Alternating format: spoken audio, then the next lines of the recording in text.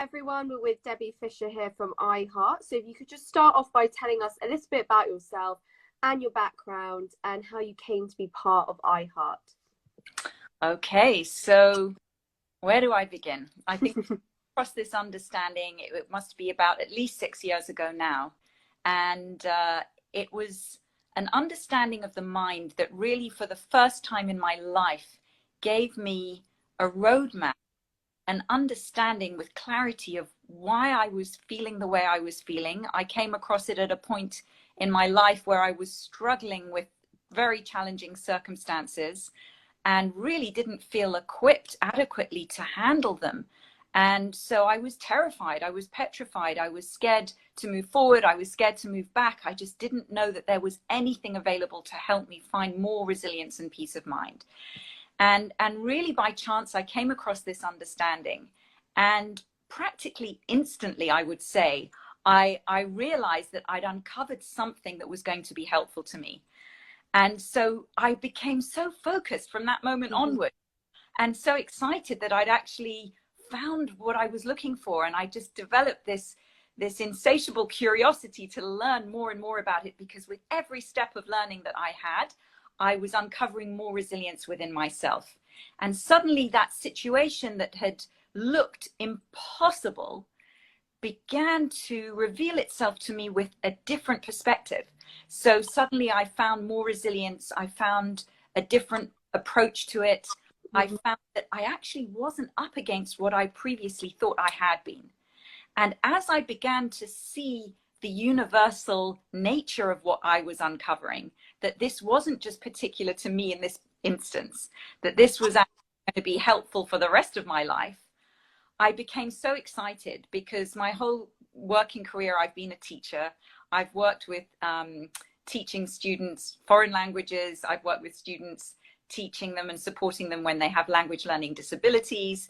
And I just reached this pivotal moment where I realized there is nothing more important for a human being to know than what I've just learned now. And why didn't I learn this when I was young, when I was a school? And so as I started to get trained and to deepen my understanding and have be able to draw on the benefits of this in so many different areas of my life, I became really inspired to bring this understanding to a young audience, so that instead of putting out the fires and meeting people in a state of crisis in health and well-being, we could get in there in a preventative way, provide an effective short-term educational offering that would equip people with everything that they actually already had available within them, but weren't aware of and didn't know how to benefit from.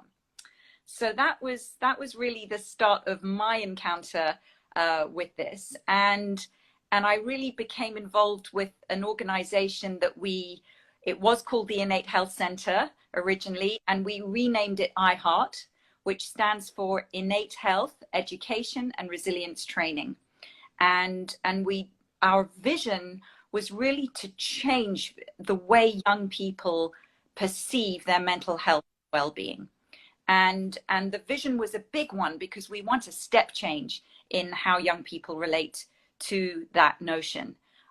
We've so really frustrated with the lack of awareness and about that in the world, that everyone seems to be going about it in the wrong way. All the attention is on mental illness, not on mental health. And it's all about treating and managing symptoms rather than getting to the root cause of what creates suffering and difficulty in people's lives.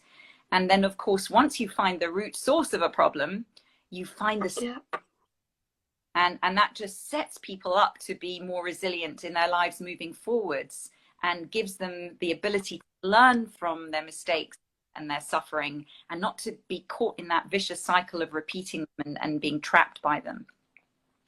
Yeah, and thank you so much for sharing that incredible journey and just all the kind of inner weavings of iHeart, because it is just such a powerful program. And I first encountered it through coming to a few talks by you guys, and it also really helped me in a bad patch with my mental health last year, where I was suffering from a lot of anxiety and overthinking and stress and burnout. And it just really allowed me to have a tool that I really think I'll carry forward with me for the rest of my life to help me with personal matters, but then also professionally in a busy and very stressful career like medicine. So I couldn't recommend the program more, and it's why I wanted to have you on today to really discuss how resilience and resilience training can benefit so many.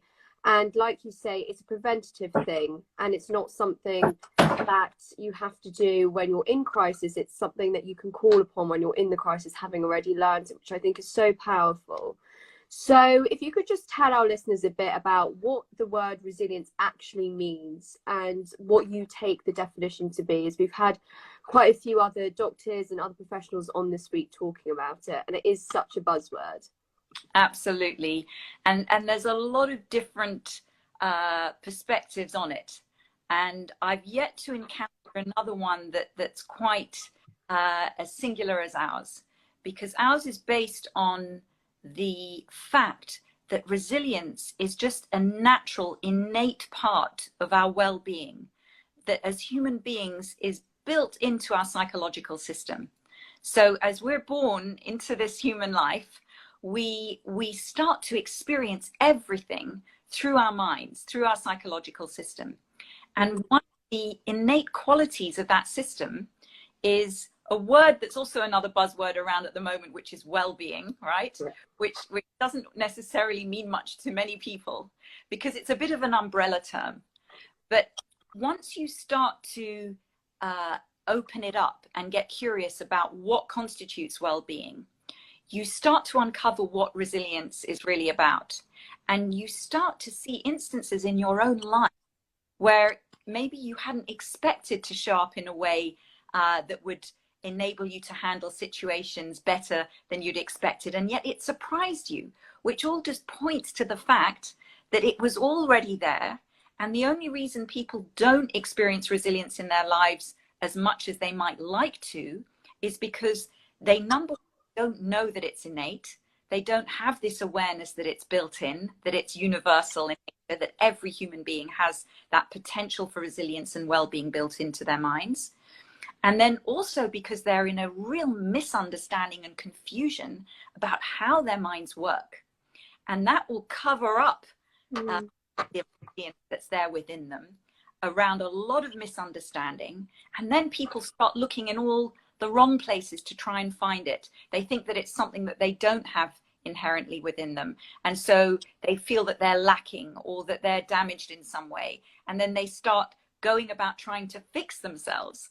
And we're not using that approach in any way because we can see the innate mental capacity for the potential of well-being within human beings and a natural resilience that the moment you know where to look to find it, the moment you understand how it can work naturally through your mind and what the misunderstandings are that cover it up, then naturally, without even trying to, you just get to benefit from it more and more in your life. And that's not to say that there'll be areas of your life where it may get covered up again. It's like this is a lifelong journey of learning, but that every step of it, even if you forget it in a moment, you can't unsee what you've experienced to be true for yourself in life. So it might elude you for a short period of time, and then it just bubbles up to the surface again. You start to realize, oh, it was always there. Suddenly I have choices. I don't have to suffer this situation in my life or this person or this problem. What even looked like a problem suddenly won't even be a problem anymore because suddenly your mind offers you up solutions, and the whole way you relate to that same situation will be very different. It won't appear problematic. Completely. And that's what I find so empowering about iHeart's framework with how you view resilience. It's not something that you have to find, it's something within you and muscle that you can strengthen and build upon, which is something I found so useful last year. So I was looking around and, getting into that trap of comparing yourself to others and why are people stronger and why do I feel weaker in this situation in terms of how I can handle things. And it really is, like you say, a learned skill. It's not something that you have to be born with and only some can have it. Everyone can acquire it. It's about just changing how you think about things. And so that's why I find so powerful. So how do you think that we can get the message out there that it is a skill to learn rather than something that you immediately define people with from the onset? So what we show people is that resilience is really a universal constant. It's an inherent characteristic or quality of the human psychological system.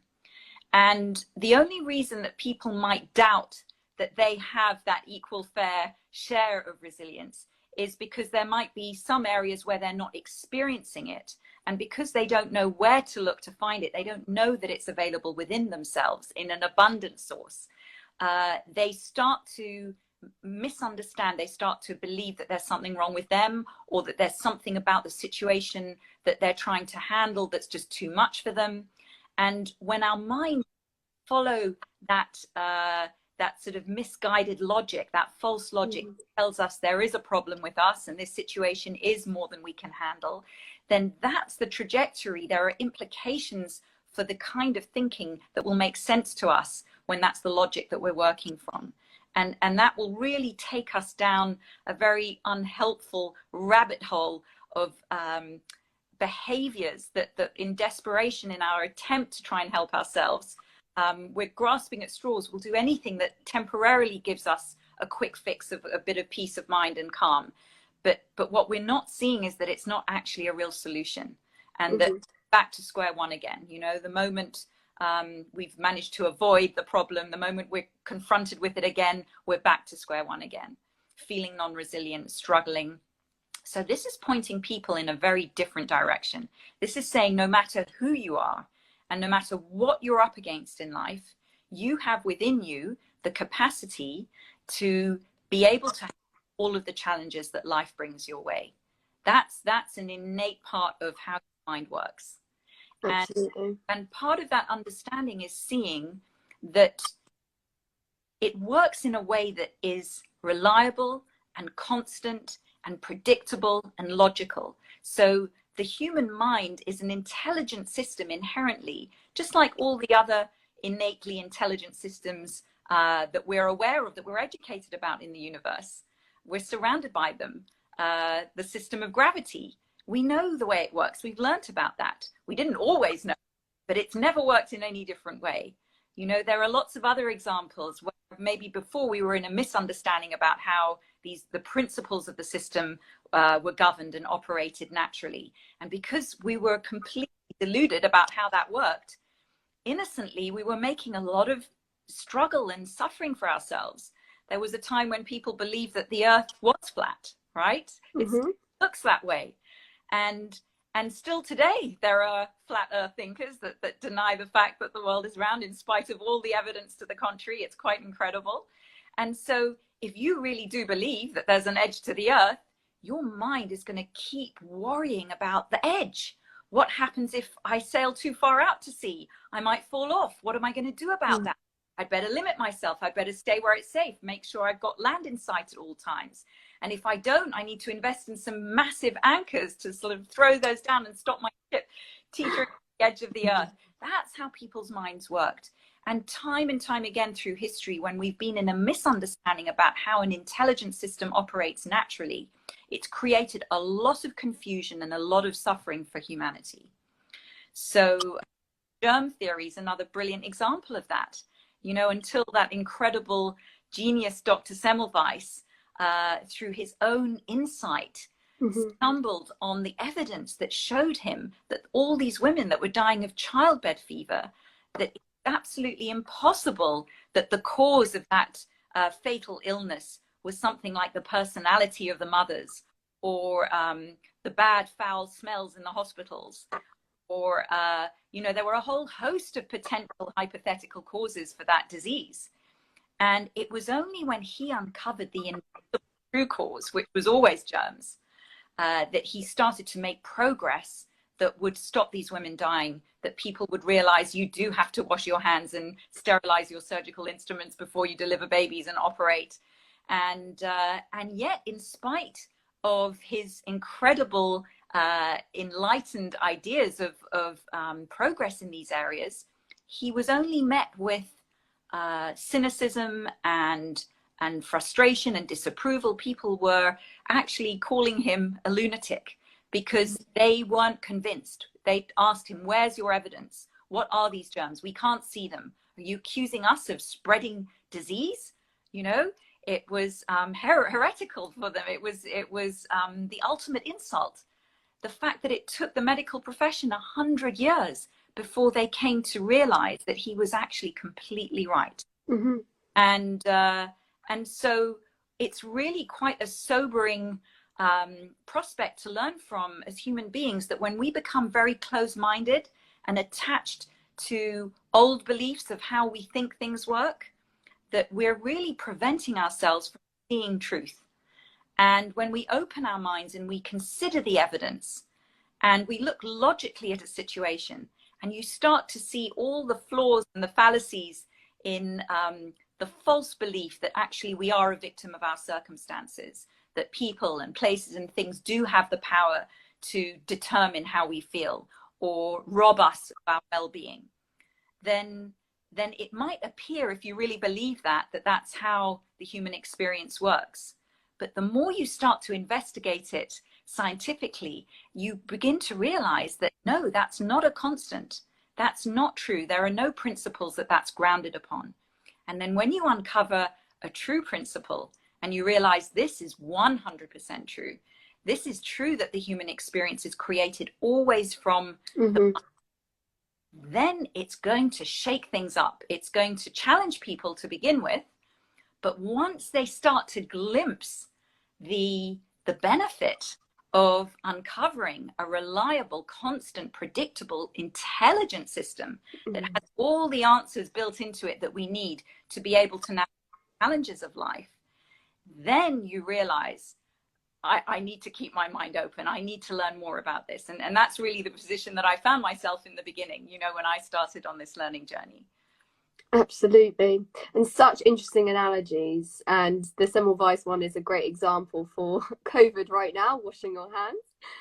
And so tell us, when did iHeart begin? Who started it? What was the thinking behind its creation? You've obviously touched upon it a bit.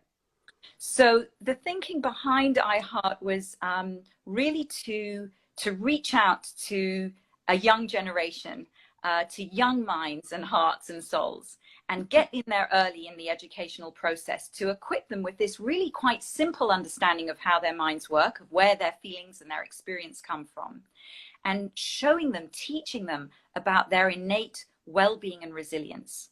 And the impact our program has continues to really astound all of us that are working in this field, and everyone we come in contact with, whatever schools we go into, whatever age groups we work with. Some of the youngest students we've worked with in schools are in year 5, so they're maybe even only 9 years old. And it's just so phenomenal how quickly those young minds grasp this new true logic. And once they've uncovered it, they just run with it. They just fly with it. And the problems that they were encountering, because even at 9 years old, they're already telling us our problems didn't start now. They started when we were little. You need to go and teach to the little ones. Yeah. And so the moment they realized that what they thought was a problem, and that how they believed they were inherently non-resilient or not cut out to be able to handle the challenges they were facing, suddenly they realized that that just simply wasn't true. And then, without even having to develop a skill or consciously make an effort to show up differently in life, they find themselves following a new logic that just makes sense, where they find themselves naturally handling challenging situations with more well-being and with more ease and with more resilience. So really the proof is in the pudding. You know, it was so encouraging to see young people really grasp the clear logic that we were pointing them in the direction of, and then just see, okay, now what's the impact of that in all these areas of your life that you were struggling with. And it's just incredible how much suffering young people are already up against at that age, that young age, with depression, with bullying, with a lack of self-esteem, with poor motivation for learning, with already compulsive and addictive behaviors that are really getting in their own way. that they can't control, a sense of real despair and loss and despondency. So more than ever, we're so determined. We're now actually working at developing a junior curriculum so that we can deliver this to even younger students, so that the offering can really start from as soon as children enter school and they start about themselves and life in general, that this becomes just a natural part of their understanding of life and themselves, and that it's there to accompany them as they get older, as they mature, as they encounter different challenges in their lives, as they make that transition from primary school to secondary school, and then as they leave school altogether and venture out into university life. And then that's again another whole area that we've spoken about before, where it's really disgraceful how universities have not yet found the right kind of support to help young students who are really struggling, to the point that suicide has become just commonplace across, universities around the world. And so more than ever, we're trying now to reach out to that age bracket as well as the young children, because we just want to get the information and the education out there so that people can help themselves. This is such a sustainable program of learning. And so how long have you guys been up and running for, and who started it?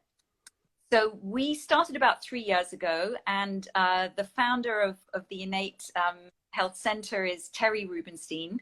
And Terry has a co-author who's worked on developing the curriculums with her, Dana Aronson. And so we have been growing very fast over the last 3 years. We sort of got a team that's growing constantly, and we're working very hard to train teachers and professionals from all walks of life, actually, to be able to first understand this for themselves, and then be able to share it with the communities of young people that they work with. So yes, the trainings are all about giving people the opportunity to put their own oxygen mask on first, to be able to see something new about their own capacity for well-being and resilience. And then once they understand how that's not just available for them, but it's available for everyone, then they're well placed to be able to go out into the communities and the organizations that they're connected with and be able to share this. Yes. And so what are the core aims of iHeart? So I'd say that the aims are really to create a step change in how young people perceive their well-being and their mental health, so that we can create resilient adults and contributing members of society. And so to go about doing that, where our philosophy is getting into educational places of education, schools, universities, programs to support children in the holidays, sporting academies. There are so many different environments where we can be helping young people. And then universities, if they're already in that age bracket.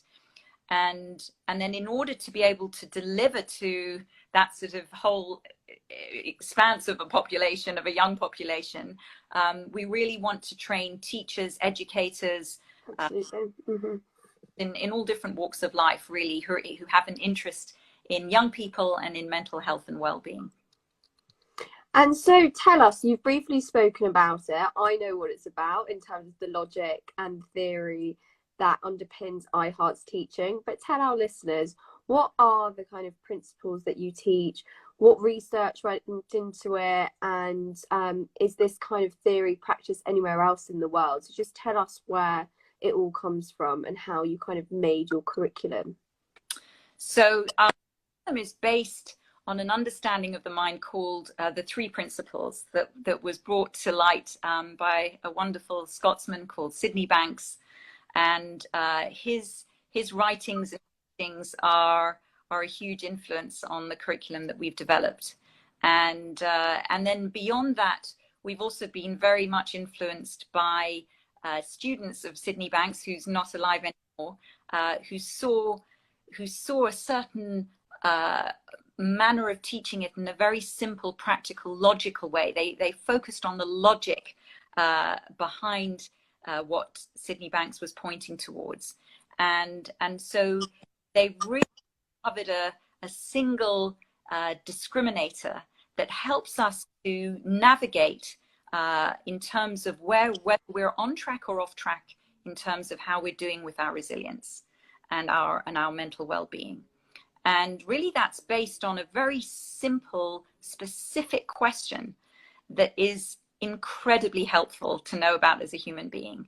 And that overarching question is to ask yourself, do I think that this feeling I'm experiencing right now do I think that there's someone or something that's putting that feeling in me? Or is it something that I can see is coming from my own mind? And whether your answer to that question is a yes or a no, it's just binary. You're either attributing what you're feeling and experiencing to your mind or to something other than your mind. It's very simple. So you'll be able to determine very quickly whether you are aligned with the logic of how the mind works, which is that everything we feel and experience is generated within our minds, or whether you've found yourself in some other kind of false logic where it really looks and compellingly like there are other factors that are the cause of what you're feeling and experiencing, whether that's a person or a situation you're facing in your life, or whether you think you're the problem, or it's something in your past or something that you might be confronted with in your future. And what happens is that every time we outsource our well-being to something other than the amazing psychological system that we already have available to us, we start to use our minds in a way that's working against ourselves, that's making life much more difficult. So, an example of that we've spoken about before is the teddy bear. Because we're very young, we're almost encouraged to believe that our teddy bear or our blanket will calm us down when we're feeling stressed and upset and overwhelmed. It does seem like that teddy bear has superpowers. They're able to sort us out, us down, and really help us sort of regulate our emotions that might be all over. And then at a certain point in time in our lives, we realize actually there was never a grain of truth to that myth. I hope no kids are watching this, because it's like telling them Santa Claus doesn't exist. But no, I think the teddy bear example is so crucial, because it shows that you're outsourcing and that it's not an inside job, and an exterior thing can actually help put a feeling in you. So I think it's such a powerful example, and I can imagine that really getting through to a lot of people. It definitely helped me visualize it more.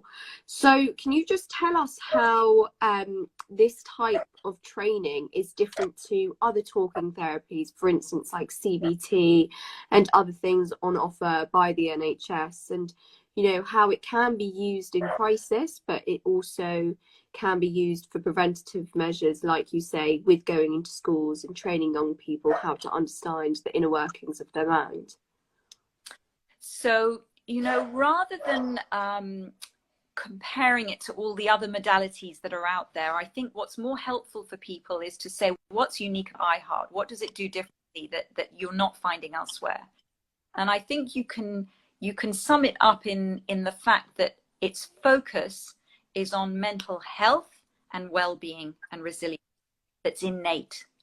So it's a positive focus, because it's pointing back to the fact that people already have within them everything that they need to experience mental well-being and resilience.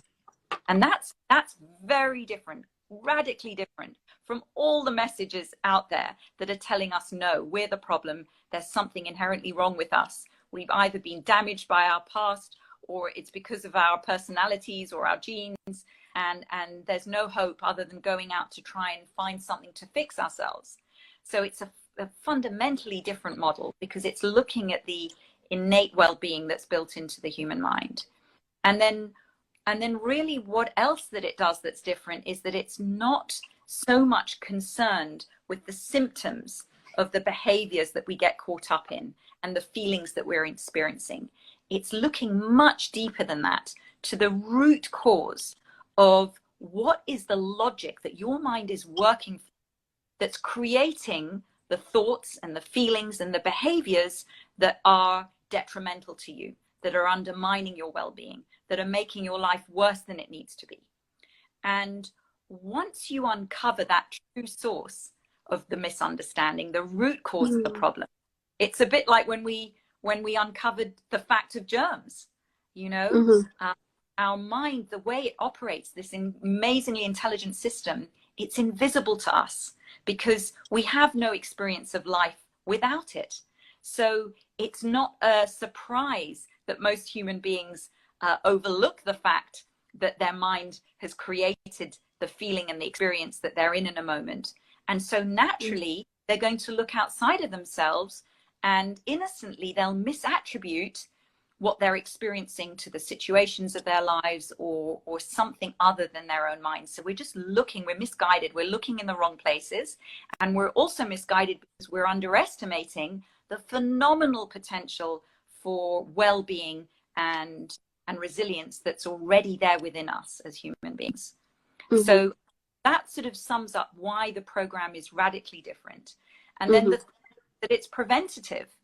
That it's not, you know, that you can learn something about how your mind works that will help you with the specific problem that you're up against right here and now, but will also explain why every human being will experience struggle and difficulty at certain times in their life, and why that's not a personal fault of their own. It's just a symptom of a misunderstanding about the fact that either they're not aware that they have well-being built into them, or that they're operating from a misunderstanding about where to look to find it. And then people will be looking, trying to manage their situations, trying to control the circumstances of their lives in order to try and feel better. And we know that as hard as people try to do that, it may work for a short period of time, but eventually it's just not sustainable, because it never was the true source of their well-being in the first place. It's just that when we imagine it was, like the teddy bear, for a period of time, it'll trick our minds into believing that that's actually what's happening. And then, of course, when we uncover the truth of the fact that no, that well-being and that resilience was always available within me, like you say, that's suddenly empowering. Suddenly you don't need or depend on that teddy bear. Not to say I'm not knocking teddy bears, they're wonderful, right? But it's like you can go out into life without having to hide and carry your teddy bear along with you. And then, of course, we grow older and we invent all these adult versions of the teddy bear, you know, whether it's our success, our achievements, the money we earn, the status of the job that we have, the people that we're surrounded by, our appearance, you know, a whole host of other notions of things that we need in order to feel okay. Every time we start to realize that our well-being is not attached to those things, that it's available to us unconditionally, it's like we get to grow that muscle of resilience and well-being that's already there within us. It's like naturally get to experience it. It just strengthens it without having to work hard. That's the beauty of it. And for our listeners who are listening to this kind of thinking and logic for maybe the first time, could you give us like a really powerful case study that you know, you've come across, whether it's you or a colleague who's had an encounter with someone who's really been affected positively by this way of new thinking? I know I came to one of your events and it was so inspiring because I heard from an ex-prisoner, Alfie, who came from a traveller community, who was in prison for all sorts of different crimes and struggled with heroin addiction. And the way he spoke about his heroin addiction and it all being in his head, and it wasn't the actual heroin that was giving him the high, it was just the actual thinking around the heroin, I found so powerful. So can you give us just another case study to just, you know, really make us understand how important this logic is? Yes, you know, I think maybe one that comes to mind would be a young woman who was at university when I met her. She was in her second year of university, And when she showed up at our center, there were so many things going wrong in her life that you couldn't help but think, no wonder she's struggling. It's like, if I had to face what she's dealing with right now, that would be me too. And so what she was up against was, it was just one thing after. Her mother had been diagnosed with cancer. Her parents were going through a divorce. Her boyfriend at university had just dumped her. She was riddled with anxiety and depression. She'd been diagnosed with disorders of depression and anxiety and disorders, and she was really desperate. And it didn't look like there was anything that was available to help her. And actually, the university was threatening to kick her out. They were telling her that she wasn't doing well enough in her exams. She wouldn't be able to come back the next year. So it was absolutely, she was overwhelmed by challenges that objectively you would say, for any poor human being having to deal with all of that, it must be impossible. And no wonder she's in the state she's in.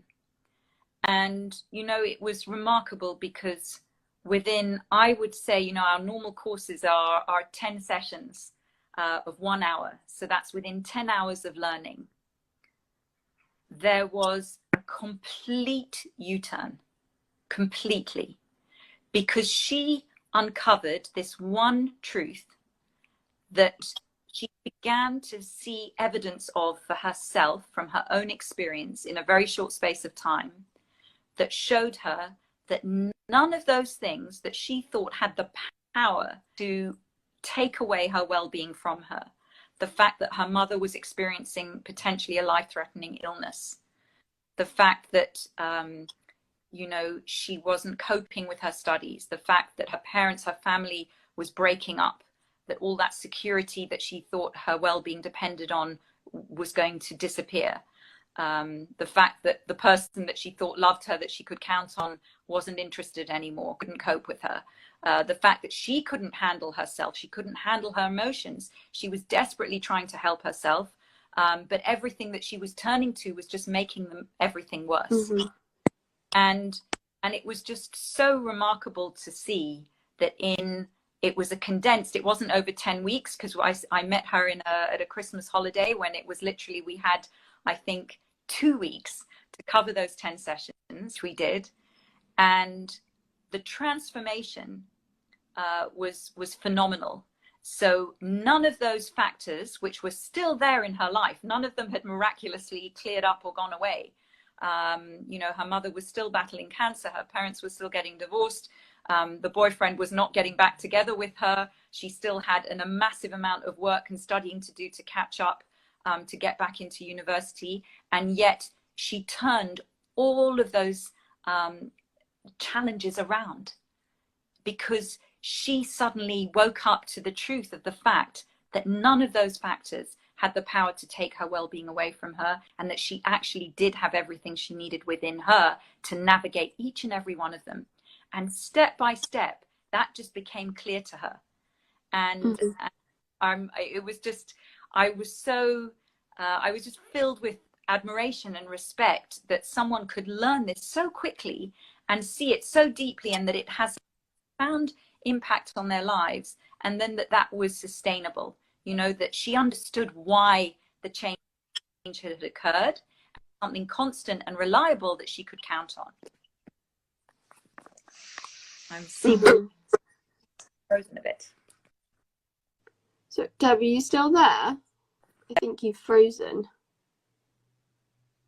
There we go. I'm back. There we go. And so, can you tell us what a typical course consists of? What does the curriculum look like?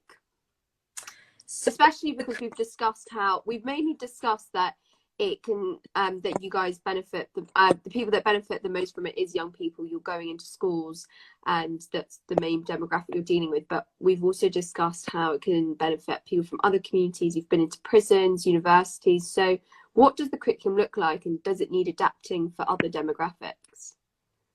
So the adaptations are really quite minor in a sense, because you obviously want to make it relatable to the age and stage of the audience that you're teaching. The younger children that we work with, we make it very dynamic, very interactive, very multi-sensory and very experiential. And because the focus is such, I'd call it a spiral learning. We plant seeds that then people get to see the truth of from their own experience in life. So the underlying pedagogy behind the curriculum is going to be the same no matter how old you are, because even for the adults that we work with, the professionals, they see that if children can learn something that's communicated in a simple, experiential way, that's going to be helpful for them too. And so ultimately, the core message is the same. And the only thing that will change is just adapting it to the specific context and needs of the group that we're working with. So, with university students, it's going to be often geared towards the needs that they care most about. So, exam pressure, dealing with anxiety and overwhelm, social pressures, social anxieties can be a big one. So yes, depending on the population, we'll always tailor the program so that it addresses very specifically the individual problems that group is encountering. If it's in schools, it's, with bullying and bad behavior, maybe a lack of motivation. And so through the lens of this logic, it gives people the capacity to apply it in the areas that they need. And that's why the results that we see are so astounding, really, because we're pointing to something at a principle level. Implications of that become relatable in a very practical way, depending on what you're up against and who you are and what you're dealing with. So that's why, we're not having to change the core message that we're teaching, communicating. We're just maybe adapting it to different contexts to give people different experiences of glimpsing the truth for themselves, so that they learn from the experience more than from what we tell them. So would you say that even though as an organisation your main target audience is young people and going into schools, but would you say that you can learn resilience at any age? So definitely, because resilience is available within us from the moment we're born. In fact, one of the young students that I was working with recently, I think she's only 10 years old, when I asked her for an example of resilience in young people, in babies, she came with a beautiful one. She said a baby's born, and she said, to nurse from their mother, to be able to get the milk that they need to sustain themselves, that's not always easy. I think she must have seen a younger sibling, being nursed, saw a bit of struggle involved there. The mother had to struggle, the baby had to struggle. It wasn't a walk in the park. It was a learning curve, right? How amazing. I'd never even thought of that example, that she could see right from the get-go. There's actually nothing that's just straightforward and obvious to us as human beings. But guess what? That doesn't matter. We have this innate resilience that just kicks in.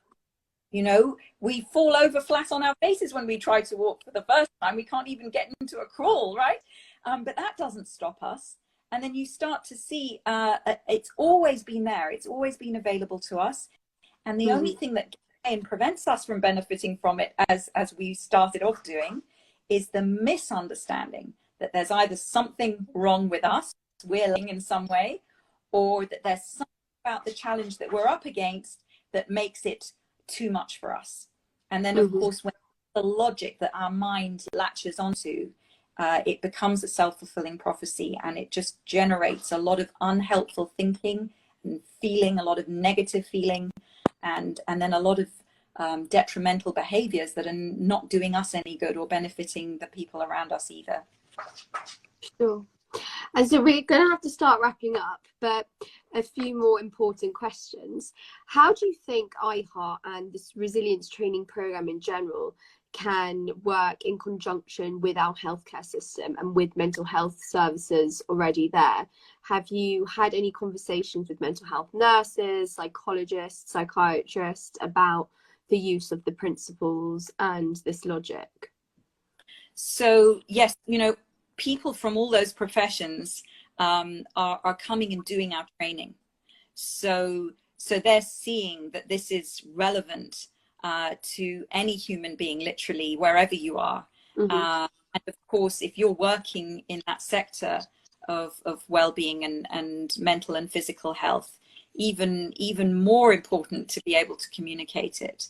So I think that anyone who feels like, we have to start with ourselves, and that if you feel like you could do with benefiting from a bit more well-being and resilience in your own life, just come along, do an introductory course, learn about it, get some benefit for yourself.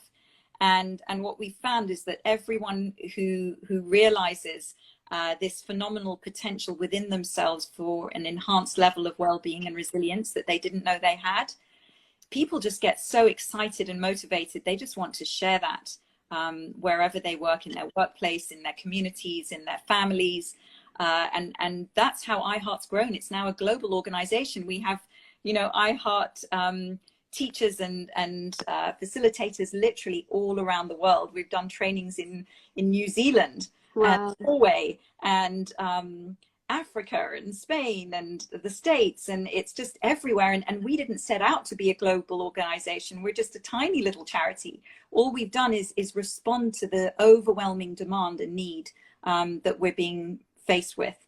And we just do our best wherever possible to meet the demand and to help educate people so that they can, number one, help themselves, and then share what they've learned and discovered with the communities that they're working in. And have you noticed an increase for demand during this COVID period?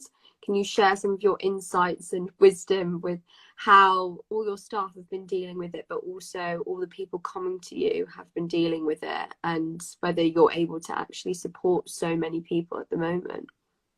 So, right from the beginning, the onset of the lockdown, we had to kick up a few gears because we realized this was a crisis point where people were more desperate than ever for this information and this knowledge. And so we put on a conference, a 2-day conference, to point people in the direction of emotional psychological freedom during the lockdown. And it was really helpful. We've had so many other organizations approach us, organizations and charities that are working with young people that have really been overwhelmed by the demand that they just can't cater for, desperate young people who's suffering, not coping with the situation at all. I think it was pretty much everyone suddenly found themselves in this situation of all the adult teddy bears that we'd grown accustomed to depending on in order to feel okay, whether it was our job or our studies or our friends or our family or our socializing or our hobbies. Suddenly all these things were taken away from us. And although at the beginning it might have felt a bit overwhelmingly terrifying, how will I cope? I think pretty much universally people were surprised by the unexpected resilience that they found within themselves and within the people around them to be able to adapt and cope. And they were really interested to learn more about that so that they didn't have to struggle as much and that they could amazingly thrive even in those really objectively challenging conditions that everyone was affected by, without exception. So if I think there was one lesson from this whole crisis, was that it was an incredible opportunity for people to learn about the true source of their well-being and their resilience, and to discover for themselves that actually it didn't lie in all those things that they thought they needed to feel okay. And so that really was very hopeful and empowering for people, and it's really generated a lot of interest in our work. And how do people find out about you? How do people get involved, whether they want to train as a facilitator? Tell us if anyone could be a facilitator, or if they need to have any sort of healthcare or mental health training background prior. And what's the website? How do people find you? So the website is iheartprinciples.com. And literally everything is available on that website. All the knowledge that I've been sort of talking to, all the information, the statistics of the research that we've been doing, the number of people that we've been reaching, and where the projects are happening. And it's really all on the website. So I'd really encourage anyone curious and interested, to check out iheartprinciples.com. And then we can direct you from there, depending on your area of interest, what's going to be most helpful and practical for you moving forwards to start your learning journey. And really, you know, this is potentially for anyone who has a passion for working with young people. You don't have to be a health professional, a mental health professional, or even a qualified teacher to do it. We've some of the most incredible teachers that have done our trainings didn't know to begin with that they had it in them to have such impact and to be able to connect with children in such a meaningful, powerful way.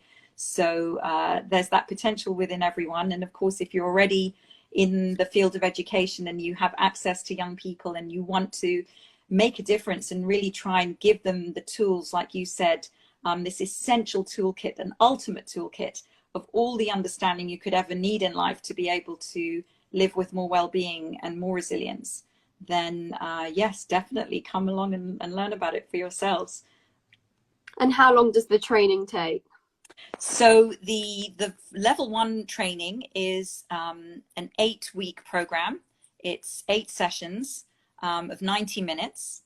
And that really gives a very thorough introduction to what this is all about and gives everyone an opportunity to experience the benefits of it for themselves, to start to witness the changes in themselves and understand why that's happening. And then anyone who's really passionate about taking it further, deepening their understanding either for themselves or in order to be able to communicate this and share this with a young audience, then there are other levels to supplement their learning, to take them through that journey where they get a lot more, they deepen their understanding a great deal further. They get to experience the curriculum that we take into schools for themselves, and they get to practice delivering it as well. So by the time they finish the program, they have a lot of support, a lot of information at their fingertips. The whole curriculum is available for you to use online, so it doesn't matter where in the world you are. And so yes, it's just the easiest thing to do. And now that we've had to adapt to teaching and delivering online because of COVID-19, there are more and more offerings where, you know, you don't even physically have to come into the center to be able to learn. You can just access it all from home, really. So wherever you are in the world, wherever home is. And for our listeners, where is the center? So the center is in Hendon in North London. So if you're in that part of the world, come along and we'd be delighted to welcome you and tell you more about it. But equally through the website, you can contact us very easily by phone, by email, and we're happy to help guide anyone through that learning journey if they're interested. Amazing. And do you have any final things you want to say, whether it's tips or things around resilience? So I think, you know, the strapline of iHeart is not just an empty logo. It really sums up everything that we teach and have learned to be true for ourselves from our own experience. And it truly is the message that we have everything we need within us already. And most people don't know that. And so I think if there's one thing that people can take away from this talk, it's just to ask yourself the question, what if? What if I already have everything I need within me to be able to experience more mental well-being and resilience in my life? What if that were true? And if you're at all curious about that, come along and iHeart will tell you more about that. What a wonderful way to finish off. Thank you so much, Debbie, for coming on this evening. It's been so useful, and thank you for sharing your wisdom and insights. And everyone, please do check out iHeart. Thanks so much, Ali. It's been a real pleasure and a privilege to be associated with the amazing work you're doing at NutriTank. And it's just fantastic that people can learn the importance of the food that they take in and how that impacts their well-being, and how the food of our minds, which is our thoughts and the that we're running on, that's equally important, and that the two go hand in hand. So it's exactly, completely. Set it to a T. Well, thanks, Deb. Chat soon. Bye, Okay. everyone. Bye, Ali. Bye.